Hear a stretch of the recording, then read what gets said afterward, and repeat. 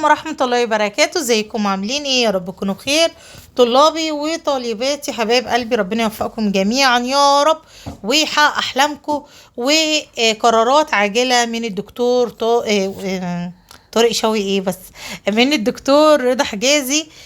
بيسعد او بيفرح فيها جميع الطلبة. تعالوا نشوف تفاصيل الخبر مع بعض، بس في البداية نصلي على الحبيب المصطفى. اللي مش مشترك في القناة ينورني ويشترك في القناة، يفعل زر الجرس عشان يوصله كل جديد فضلا منكم وليس امرا. نضغط على اللايك.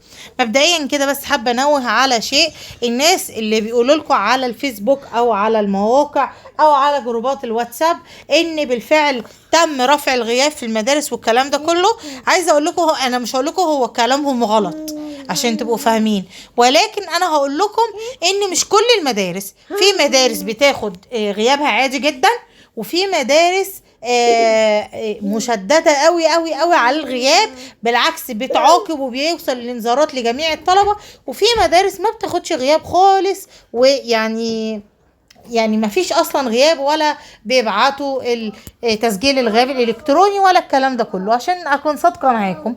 لكن مدرستك انت اللي هتعرف، انت هتعرف مدرستك مشددة ولا مدرستك سايبة بمعنى الاصح. فعشان ما تمشوش ورا اي كلام وتتأذوا. في مدارس بالفعل بتأذي، في مدارس بتأذي الطلبة بالفعل، عشان تبقوا فاهمين.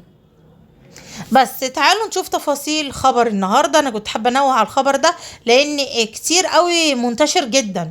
كشف الدكتور رضا حجازي وزير التربيه والتعليم عن تفاصيل سعيده للطلاب بشان الالتم مقرر ان تنطلق في كافه مدارس جمهوريه مصر العربيه بدايه من 12 يونيو المقبل، اللي هي امتحانات الثانويه العامه. قال ايه وزير التربيه والتعليم؟ اكد خلال تفقده مجموعات الدعم بمدرسه محمد زهران التابعه لاداره شرق الاسكندريه التعليميه ان النماذج الاسترشاديه اللي طرحتها الوزاره على موقعها الرسمي هي مطابقه لمواصفات امتحانات الثانويه العامه 2023، وهتساعد ذلك في تدريب الطلاب على اختبار نهايه العام. كمان وزير التربيه والتعليم اكد على ان مش هيكون فيه رهبه، ازاله الرهبه لدى الطالب، وان شاء الله الامتحانات لما يتدرب على النماذج الاسترشاديه هيكون الطالب مهيأ نفسيا للامتحانات. بالاضافه الى باقي السنوات التعليميه الامتحانات هتكون مباشره. على فكره الثانويه العامه لجميع الطلبه هتكون مباشره، الاسئله تكون واضحه من المنهج. الاجزاء اللي محذوفه لطلاب النقل وثالثه اعدادي مش هيجي منها الامتحانات، اللي هي الاطلاع فقط، مش هيجي منها الامتحان، فما تقلقوش. وان شاء الله كمان وزير التربيه والتعليم قال امتحانات الشهر هياخد الامتحان الاعلى فيهم.